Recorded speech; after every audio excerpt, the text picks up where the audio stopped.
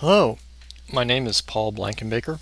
I'm one of the developers on the NST project, and I'm here to talk about the bandwidth monitor page which Ron Henderson added to the NST web user interface for our 2.15 release. And what we're going to do, I'm going to describe the systems that are involved right now. I've got a VNC desktop to an NST system. On that VNC desktop, I'm running Google Chrome on the NST, and it's connected to the web user interface, directly through the local host, through the 127.0.0.1. Now this NST system has both an Ethernet connection and a Wi-Fi connection to just the local area network. It does not have any taps involved. That would be a common use for monitoring your network traffic, is to have a tap put in so you could check the bandwidth anywhere in your network wherever you place your tap. Right now I'm going to pull up the network monitor interface, and I'm going to go into the monitors menu and go right to the network interface bandwidth monitor at the top and pull it up, and the first thing we'll notice is it's going to tell me what interfaces this system has, and it's showing EM2, which is a Ethernet interface, the loopback, and WLAN 0, which is my Wi-Fi card. Also at the top you'll see a collection of blue buttons which are used to apply actions for everything on the page or to set global configuration options. For example, if I go under the options and I want to update how often it goes out and request information from the system, I can come down here and change it. Each of these options are documented by tooltips. You hover over it, you'll get more information about what the values correspond to. I'm not going to go over them in this screencast. You should easily be able to figure out what they're used for once you start playing with it.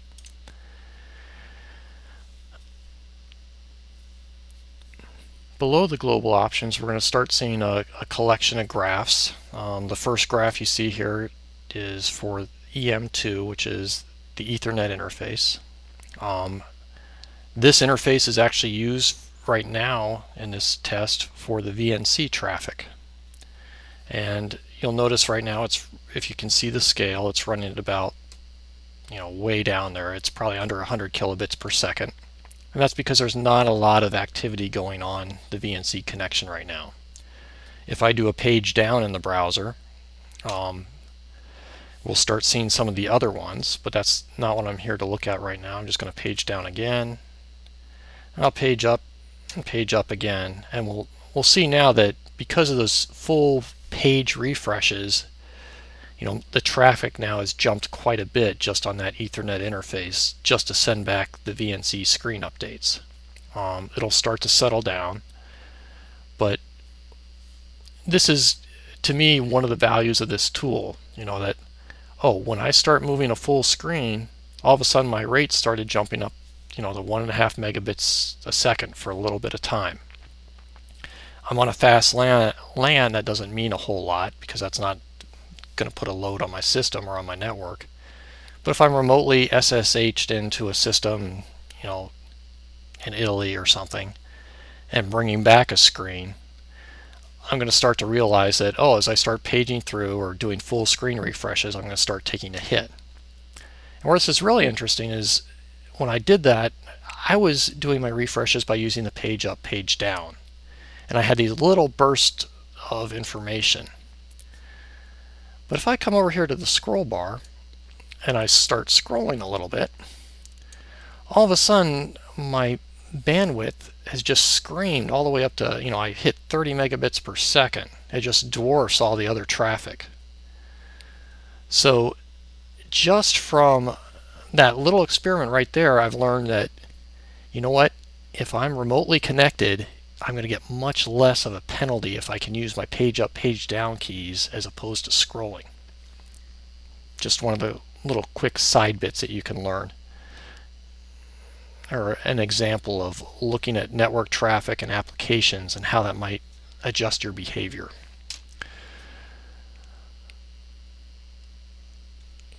I'm going to go up top now because I'm not really interested in this VNC traffic anymore, and I'm just going to uncheck that interface, and I'm going to hit the view selected. And at this point, I now have two interfaces that I'm looking at. And I'm going to go ahead and put Google Chrome in full screen mode, and the two interfaces are now side by side. The one on the left is the loopback device, and the one on the right is the Wi-Fi connection to the network. And right now there really isn't much traffic at all on either device. You'll notice it looks like the peaks are close to the same if you look on the right side. Let me pause everything here a second. Based on this green peak over here as being higher than all the blue peaks on the loopback device. However, you have to be aware that the graph will auto scale unless you go in and adjust it manually. So in actuality, this green traffic is much lower. This peak is at 8 kilobits per second at the top scale, whereas this one's at 75 kilobits per second. And both of these rates are fairly pretty low at this point. The loopback interface, the traffic on that in this case is going to be mainly requests back to the web interface, the server-side scripts that are providing the information for updating these graphs. If you had other applications running in the background that maybe they're periodically updating a database, they might use the loopback device to communicate data that way, and that's where that graph can be useful, at least as far as application development. But again, for right now, I'm not even going to worry about that one. I'm going to view just the Wi-Fi adapter at this point. Okay, at this point, we're looking at just the traffic on the Wi-Fi adapter. And one of the interesting aspects of a wireless access point is that it behaves a little bit more like a hub than a typical switch. And that is, every packet it sends out, every other radio in the network is going to see the packet and be able to process it or look at the data within the packet. And right now we'll see that the rates are really low. I've got it paused. It's around 3 kilobits per second. So there's really not much traffic that the Wi-Fi adapter is seeing at this moment. And that's partly because there isn't much traffic on the network right now. And it's also because this Wi-Fi adapter is told to listen only to packets for itself or the broadcast packets. So data to other computers is being ignored at this point. What I'm going to do is go up to the WLAN 0 button and click on it and pull up some information about that wireless interface, and I'm actually going to enable promiscuous mode on it. And this will enable it to start looking at every packet that comes through.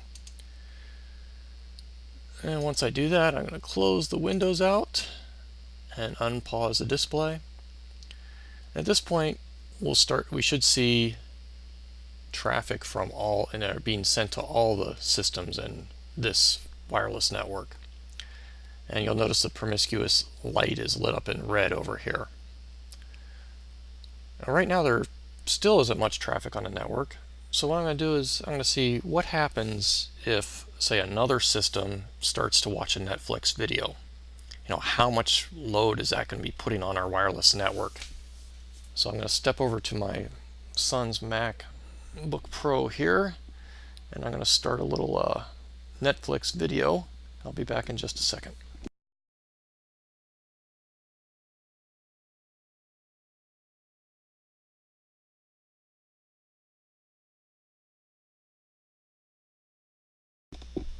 Okay, I've started streaming the video, and the first thing we'll notice is that we're hitting some pretty big peaks all right off the bat. It's a fairly solid rate. We were down at 3 kilobits per second just a few moments ago, and now the graph is scaled. We're looking at rates over 5 megabits per second. So this is over 1,000 times increase in network load right now. So it had been really quiet in comparison.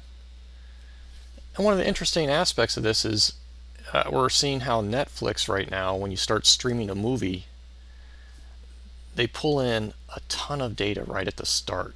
I mean, this is almost like a continuous stream of data just coming down to the system. And my guess is that they're trying to fill in maybe 5-10 minutes of video into a buffer to prevent skipping.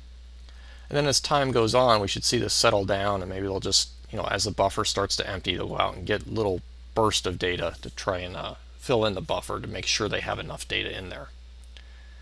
Actually, we might be seeing that at this point right now as we start to see these peaks now. Every now and then it's going out, grab a little bit more data to keep that buffer full, but it's done the initial preload.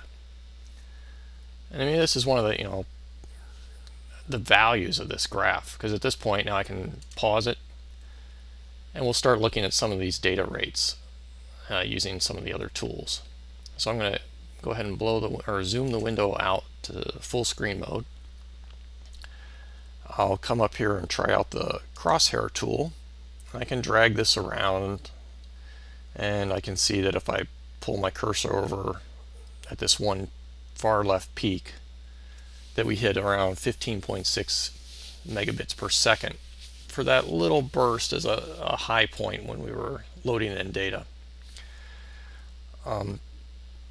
I can see, let's see, what was the minimum here? I'm not exactly sure why they had this drop off here, but it dropped down to 1.2 megabits per second for a little bit.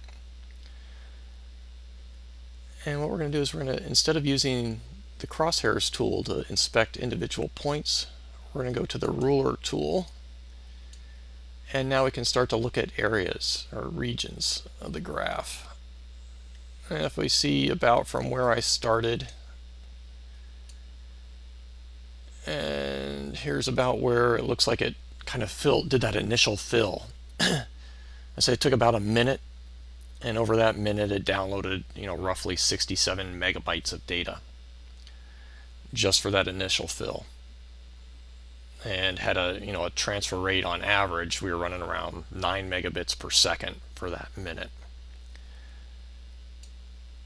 I can squeeze this ruler down, move it over to when we switched into, I'll say, the keep the buffer full while your video is streaming, and we'll see that at this point, just to maintain it once you've got the movie started, you're running about 1.5 megabits per second on your network.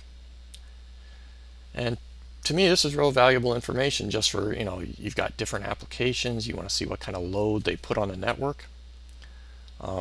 This tool is just great for looking at stuff like that.